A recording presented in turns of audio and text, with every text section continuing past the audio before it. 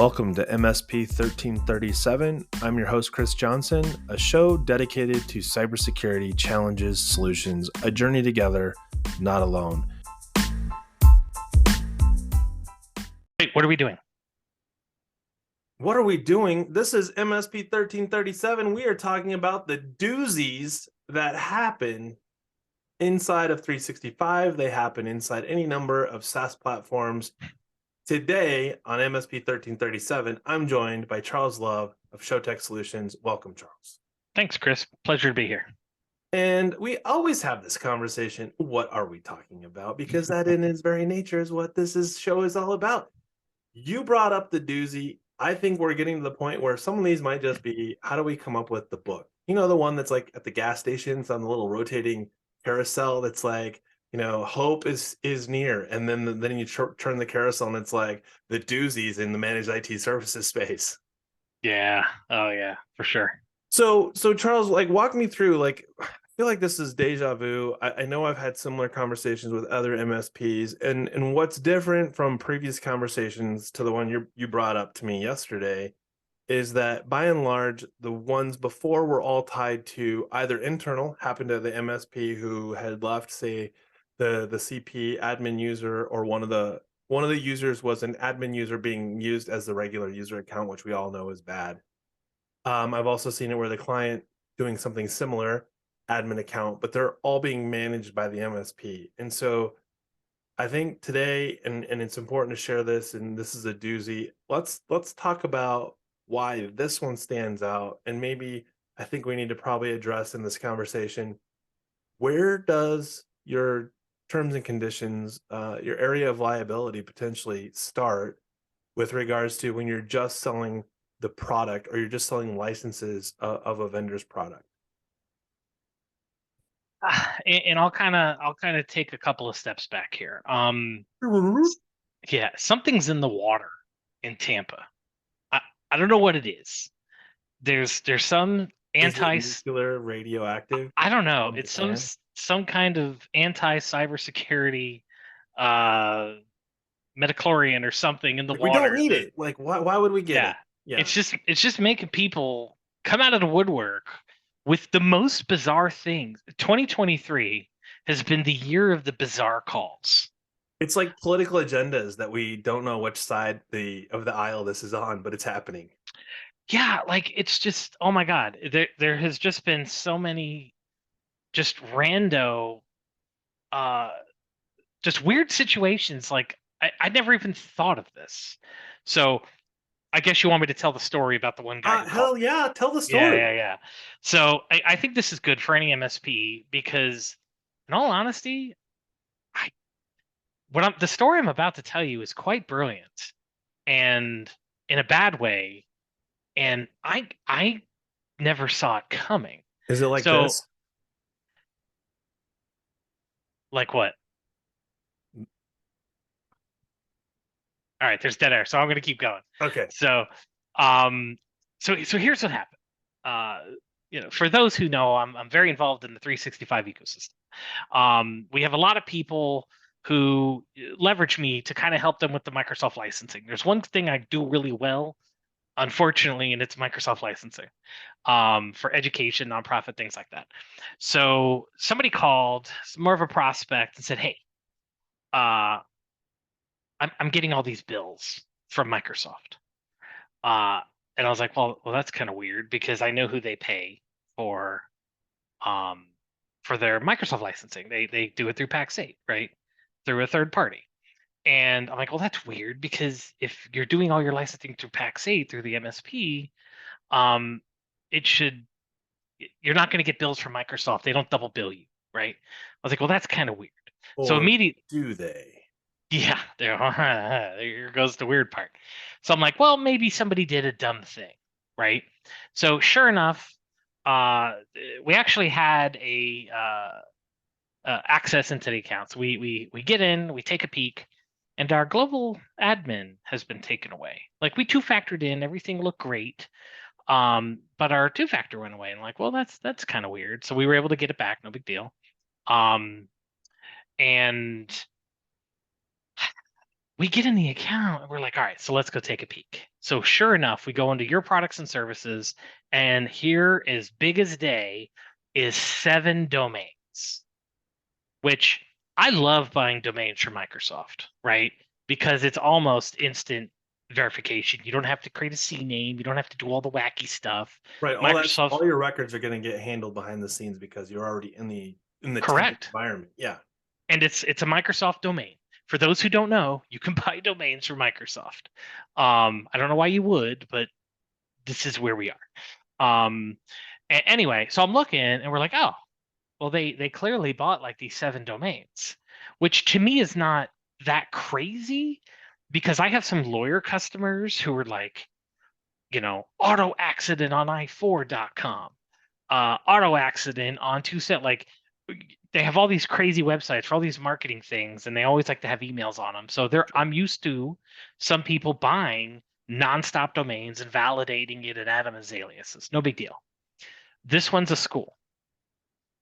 And I'm looking at these domains and they're like law firm, like something something law firm, but law is spelled incorrectly. It's like IAW. I was like, uh-oh.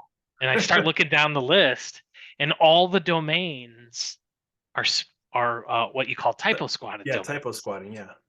So instead of CompTIA, it's CompTEA, something like that, or MSP Ignite spelled in a funny way, Right. right? So something like that. So these are all, I'm like, oh man, that's kind of weird.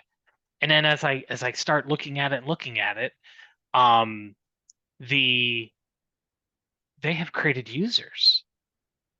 So what the bad guys did is they fished the principal of the school, got her credentials, and as it so happens, because some customers know better, she's a global admin. And 2FA, that's just a nuisance. So she didn't have 2FA, right? Right. Because what would you do So with that anyways? no, they just got right in. So this guy not only went in, they went in, they put in a credit card. I can only assume it's a stolen credit card, and they bought all these domains. And because education, there's a metric for every so many staff, you get so many youth accounts, Yeah. student accounts. I said Yep. youth. Yep. It's my Same scouting background. So this person must have thought they hit the jackpot because there's 100 free mailboxes waiting for them. So sure enough, these guys go in, they buy the domains, they start creating users, and they were smart. Dare I say it? They were smart because they weren't blasting thousands of emails. They were sending a few very targeted emails to a few very specific people.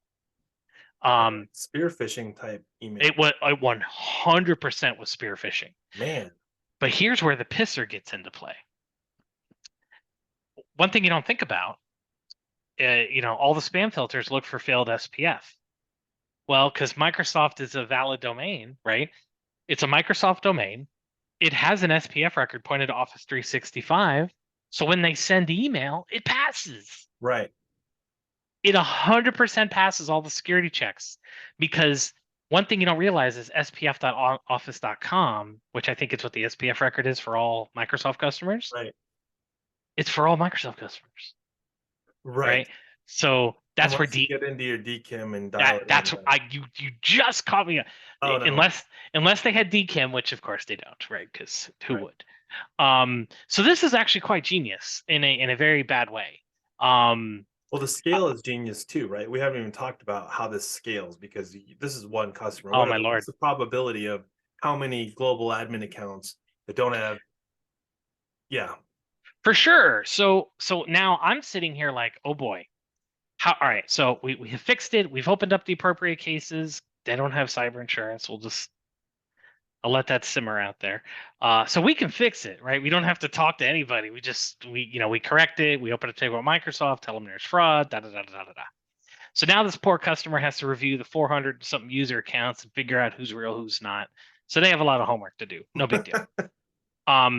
But as I'm sitting here thinking about it, I'm like, wow, how do I know if this actually were to happen? What if a customer, what if this happened? What if this is the new thing? that they are breaking into 365 accounts. They're adding domains. How would you know? Right? So here's where it gets weirdly funny. Are you saying this gets worse? Well, this can become, I have a feeling this is going to be the new thing.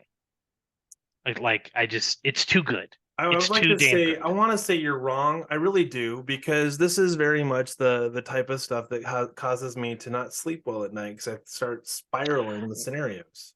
Oh, and what I texted you, hey, I have a new thing to, what did I say? You I said you have had it. a doozy, and I don't like it when you Yeah. say that. Yeah. I said I have a new thing to keep you up at night. Right. Yeah, yeah. So Thanks. I've really thought about it, and oddly enough, so we use a software called Bloomera. I've been on the fence with it. I use a couple of softwares to monitor 365. Okay. Bloomera is one that I was testing. I've been speaking with them, and they're like, you know what? Just run the free tier. We're cool. Run the free tier, and I do. And for our managed customers, I use something like a SAS Alerts and Line Guard, and I think I'm allowed to say vendors on here. But Absolutely. I mean, um, this is all about giving people the opportunity to evaluate tools, and they're not going to know about the tools if we don't talk about for tools. sure. So I leverage SAS Alerts for things like situational awareness. Somebody has logged in from uh, Asia, lock their account like a credit card would do, right? I use LionGuard for long-term, what I like to call storytelling. I need to know when Chris Johnson changed his signature or when he became an admin 9 months ago. That's what I use LionGuard for. So Bloomera, I've been trying to find a good fit in our puzzle, and I've been kind of on the fence. And then I kid you not, it dawned on me 2 weeks ago a customer, one of our managed customers who we have Bloomera running on, added a domain. They added a domain. I get an email from Bloomera that says, "Hey, just so you know, customer XYZ has added this domain." So I pick up the phone within 10 minutes and I go, "Hey, you just do this?" And he's like, "How the hell did you know that?" I was like, "Well, it's a long story, right? You kind of pay us to manage." He's like, "Oh, well, that's good." Well, Um, yeah. Yeah, but here's the thing. LineGuard didn't tell me they added a domain. SAS Alerts didn't tell me they added a domain. Now, mind you, this setting may be there to turn that on. I have tickets into both of them to see if they can Well, actually monitor let's for let's this. let's pause for a minute because I think this is really important. We talk about this a lot. We can purchase and subscribe to tools all day long. Yep. Today's a day that ends in Y, so it does all of these things in a list, and tomorrow also a day that ends in Y, but just so happens that they've added 25 new things that you didn't know about from yesterday. You're always going to have the situation of maybe overlap. Maybe there's a one does it okay, one does it great. You can afford the not so great one. It's better than nothing at all. It just doesn't have all the bells and whistles. Or like you and I have talked about before, we start evaluating products pretty soon. We've got the unicorn product that we want to deploy, and it doesn't exist. But I think to your Yeah. point, what we're seeing is you're asking for something from a tool because of something that happened. And if we think about tools in large, I mean, when was the last? I mean, if you've ever been to an ASCII event or really any event that has a tech pavilion, you wander to the tech floor, you get your tchotchkes and you're getting a little swag and you're having conversations. And all of a sudden you're like, man, I signed up for like 4 things today because did you know they sell for X? I didn't even know X was a thing. Yeah, back when I worked for you, yes, Shut up. yes, I'm very aware of that. But but the point here is different tools have different things, right? They And serve different purposes, even if they do the same things. yes, and sometimes it's good to run multiple tools, right? So I think Bloomera definitely has earned my business because uh they by default told me when a managed customer, this customer was not managed. We're not even the MSP on record. We were, but it's a long story.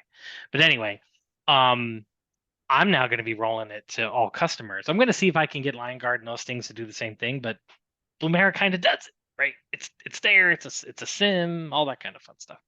So th- the point I'm trying to make here and the story I'm trying to tell and the reason I wanted to have this call is there are new things that are happening that are coming completely out of left field. If if we listed 100 things I would want to have an alert for in Office 365, I can almost assure you if I had 5 people in a room, nobody would say I want to know when a domain gets added. Well, context is important here, right? Because if you didn't have good Yeah. story, would we have this conversation? No, but here, if a new admin gets added, I get an email, right? So for my other tools. So, Right. but this is one of those things that MSPs really need to be looking for. And what is kind of funny, and it just kind of dawned on me, I actually do get a Lion Guard alert because they find a new domain, but it's not, that's a result of something else. Where this one's like, hey, bells and whistles, and a new domain has been added. The other one's like, hey, do you want to monitor this domain? I think I'm getting the same information. It's just how they tell it. But regardless, so the thing I want to tell everybody is this is your new fear, right? Because I think you do want to know when a new domain gets added, right? Only because for this story, it's no big deal. Look, they bought like it's like 7 to 10 domains. It's not the end of the world. But what's weird to me is they had a credit card and they put a credit card in the portal and they bought licensing with the portal. So can you talk about that a little bit? Because on the one hand, like no big deal, right? This is like why people get blacklisted and you get flagged for stuff coming from your IP range or things along those lines, right? Because this is a unique domain. I mean, forget about the fact that it's in their account. For sure. The billing side of this for a minute. Why is this suddenly a big deal? Like let's just assume they used a legit credit card and it wasn't stolen. Like why is that important? Because you're talking about the bill that your client got. That's what I want to get that Yeah. clarification. So in the span of what we do, there's two ways to buy a license in Microsoft ecosystem. Commercial direct, which means you're buying on Microsoft on a credit card, um, or a PO, God forbid, or you're doing it through a reseller, Pax 8, DNH, Synex, whatever. Um, the pisser is the credit card, if somebody ever uses it, gets saved into the portal forever, right? Unless you Okay. remove it. So hypothetically, I can go buy whatever I want. Like, yeah, I want a bunch of E5 licenses. Thanks for the credit card. I'll run it until I can't run it no more. So this would have been a lot worse if this would have been I am your client, but I have my credit card on file. Yeah. So luckily, this guy only bought 7 domains. What if he bought 700? What if he went and purchased thousands upon thousands of licenses on this poor person's credit card? Well, and we've had that example happen with other members, co-hosts of this show that have had this specific challenge where those types of services have been spun up, not just domain Yeah. registration. So, but I think this is something to your point about it being, you know, the new be wary of, the sheep and wolves clothing or whatever, or the wolf in sheep's clothing. And man, that was a really really bad analogy. Like, yeah, the wolf in sheep's clothing is really okay. So, but I feel like there's a bigger problem at work here, and I think you're onto something. Like, some people would say, like, "Well, Charles, you're just being silly," right? And I hear Wayne say this all the time. He's like, "There is no stupid question. There is no stupid idea. It might seem silly, but I'd rather hear from silly than not hear about it at all, and then find out the boat just sank because what looked like an illusion was a real thing." Yeah. Yeah. So the clarity here is whether it's Blumera or maybe it's your Lion Guard or other product, look at what are your options as far as keeping track of when things like 360. And I would add to that, well, what if it would have been GoDaddy? Because the domain registration, For the love of God, don't get me started on GoDaddy with their non-two-factor requirement.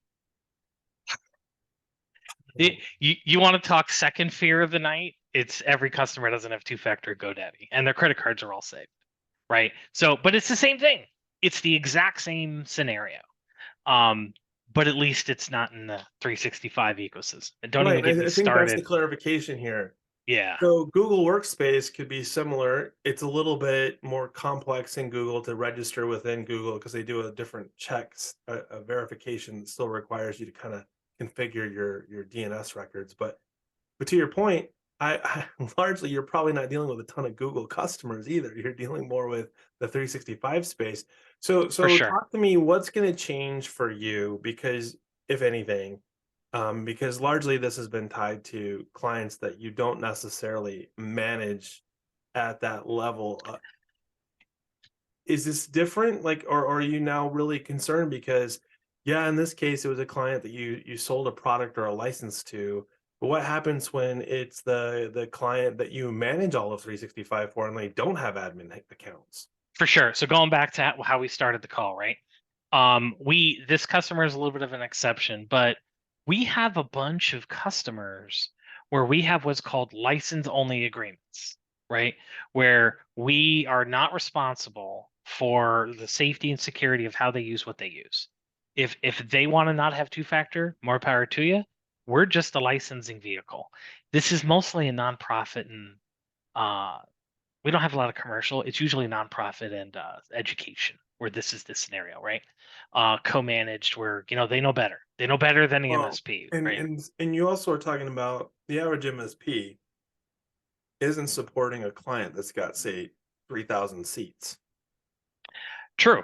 Because this could get real confusing real fast. I don't care that they registered 5 domains or 7 domains. They applied those 7 domains across, say, 1,000 of those users, and half of those users have never taken advantage of their account.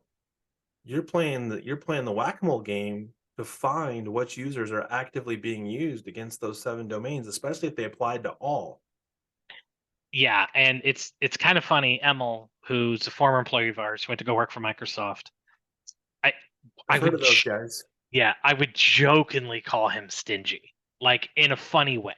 Sure. I was like, Emil, we just sold this customer a server with half a gig of RAM. Why on earth are you only giving them 16 gigs on a server? Right? Like the server is running at like 2% utilization. Same thing with storage, right? There's 10 terabytes of storage. Why are you only giving them 1 terabyte? He had the best answer in the universe. So they don't use it. It's like, well, what? He's like, well, if you give them the world, they will take the world, right? Fair. If you give them 10 terabytes of space, they will fill 10 terabytes of space. Right. So you give them smaller chunks. He goes, also think about it like this. If you have to do maintenance, you're doing maintenance on a 1 gig or 1 terabyte volume versus 10. I'm like, all right, fair enough. But in the licensing space for like schools, for example, man, I have so many emails from people saying Microsoft says I'm entitled to, I forget the number. For every one staff, I get 40 uh, student use licenses. I we have 100. I want 40 times 100. It's like, but you don't need it. You have 12, like you have like 2 classes. You don't need that many licenses. Well, this goes back to what you and I talked about. We know that someday Microsoft has a probability that they're going to go, oh, yeah, those of you that have licenses, cool for you, but you can't get any more. Yeah. Oh, that's a regulation that's coming. I feel it. The but there's upsides and downsides to this, right? Because things like SaaS alerts and Blumera and LineGuard, they have built-in reports that say you have unused licenses, which was huge pre-NCE. Right now, it's like, yeah, it is what it is. I can't do anything with it. But hey, if this guy, luckily, this wasn't one of my accounts that has literally hundreds and hundreds of free licenses sitting, not free, but just unallocated ones. Right. Because student use benefit is $0, right? So if they have 1,000, it costs them nothing.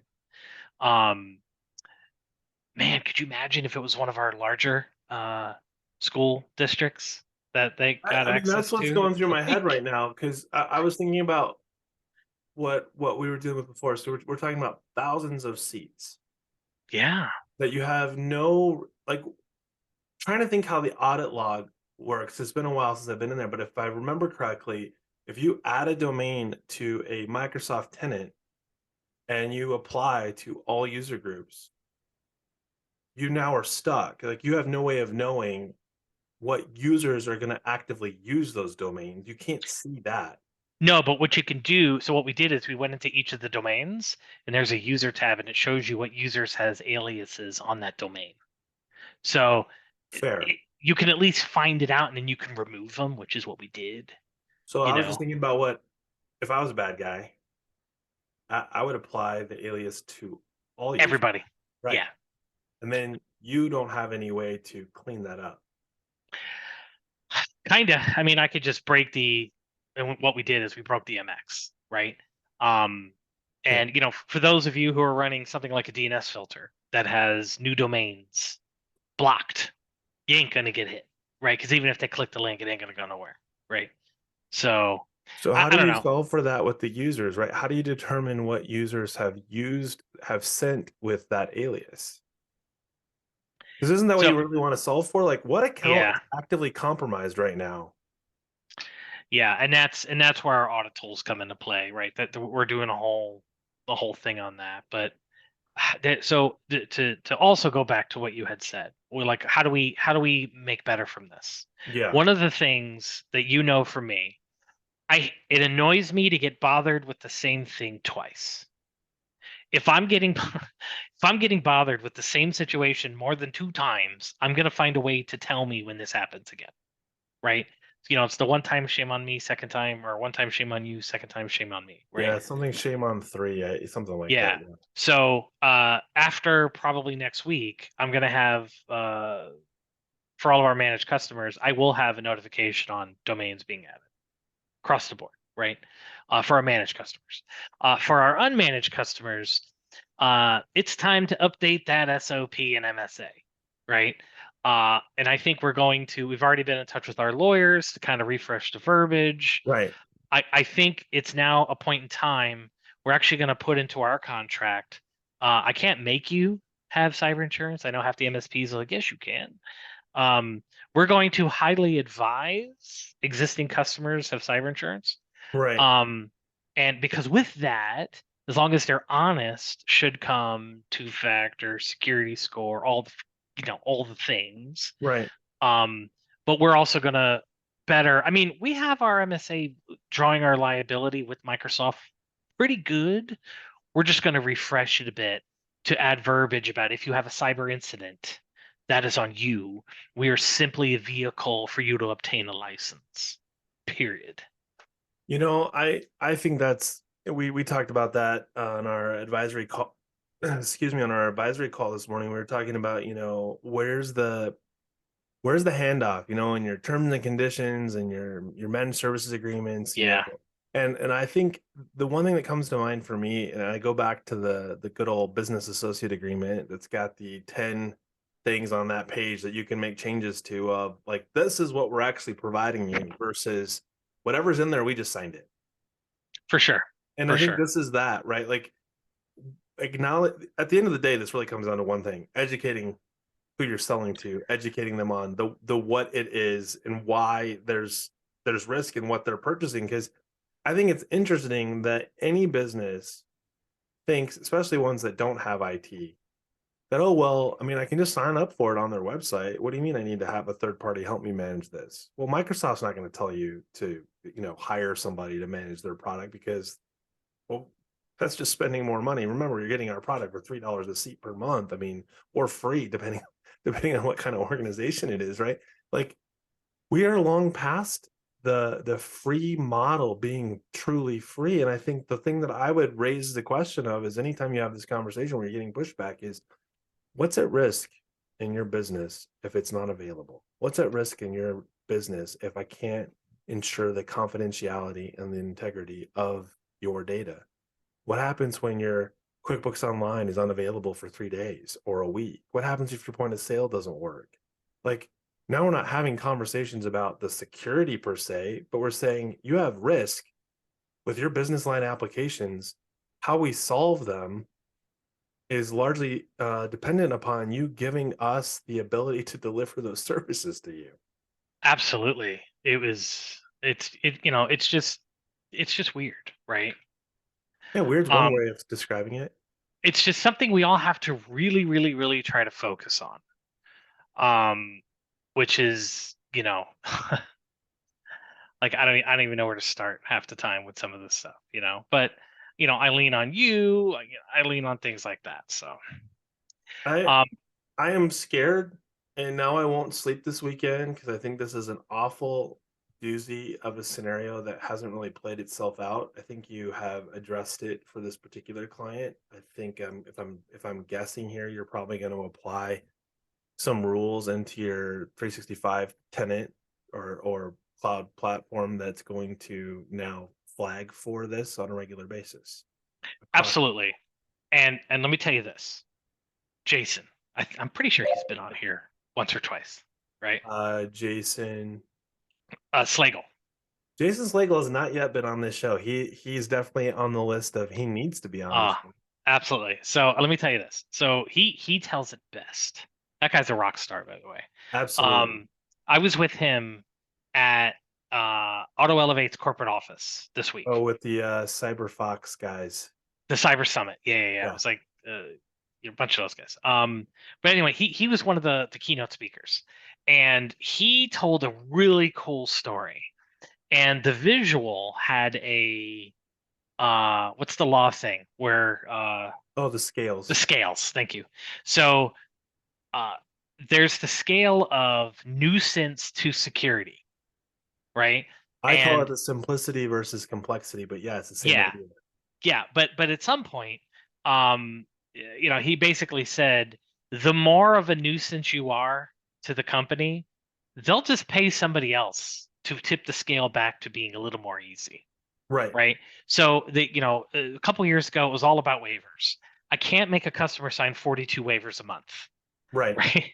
Like, it's more of a conversation, but we got to be careful and try to make that scale kind of balance and not make it be such a pain in the rear end for the customer to keep them secure. I get it. Security is, I've been saying it until my face turns red to my guys. Security is not easy. There's a better way to say that, and my brain is mush right Well, now. let me add to that. Security is not convenient. Security is not Right. convenient. Well, it sometimes it is. So you probably know Keith. I just totally drew a blank on his last name. He's older guy, big white beard. Um he had a great answer for that. He was dealing with the Port of Los Angeles is one of the companies that he works with, and he was talking about how to talk to them about 2FA. And he's like, what ended up being really interesting, he's like, if we'd have gone in there to try to sell them on 2FA, we would have totally failed. They would have literally have like they would have lost their minds over what do you mean you're adding another layer for us to get into our systems? And so what they did is they used two-factor authentication to help them when they did the 2FA. It presented them with the dashboard of the apps that they needed to get into. So now they no longer had to go into each app individually because they put the Yeah. 2FA on the front end of it. And now it was actually saving them time. It's like we didn't present it as a security offering. We presented it as a productivity and enablement opportunity and killed two birds with one stone. I had I mean, this conversation seems to come up more often than not. Security is it's the complexity versus simplicity, right? If I require a 4-character password, you obviously can remember probably 20 of them. But if I make you have a 26-character password, the likelihood of you remembering one of them is not very high. So For there's sure. that balancing act of now what have I done with this? Okay, 26-character password. Yeah, I put it on a post-it note. It's on my monitor. Um, no one's going to hack it unless they can see it, right? Like, I mean, you could easily have that argument. But I think to your point, and to what Jason, with the scales, like I think we try really, really hard to introduce security into the conversation. And we've already tipped the scales so far one direction, we can't even claw ourselves back up to balance the scales because the client's now mad. They're just like, they just want to just give up. Yeah. Yeah. So we have to change the narrative, right? The narrative has to be how do we, and I had Ian Richardson on from Richardson and Richardson, and he's like, I haven't done tech wrench turning in like I think he said 10 years, maybe it's 5 years. I don't remember the exact number. But he goes, Christy's like, let's just talk about what's important to any client that you talk to. He goes, risk of going out of business, risk of not being able to pay their employees, risk of, and he's like, fill in the blank. He's like, so when I think about cybersecurity, I think about what am I doing to enable the client to stay successful. And what used to not have the word cybersecurity in the language was we make sure you have redundant internet. We make sure you have redundant battery backups. We make sure you have all these other things. How is this any different? It's another thing that is required in order to stay lights on, doors open. Yeah. For sure. Well, I think we are out of time as we've gone past the normal 30-minute marker. I thought I had set a timer. Apparently I didn't because it hasn't gone off. So Any final thoughts for the doom and gloom as we go into this next work week? So, final thoughts, and this is what I challenge my team.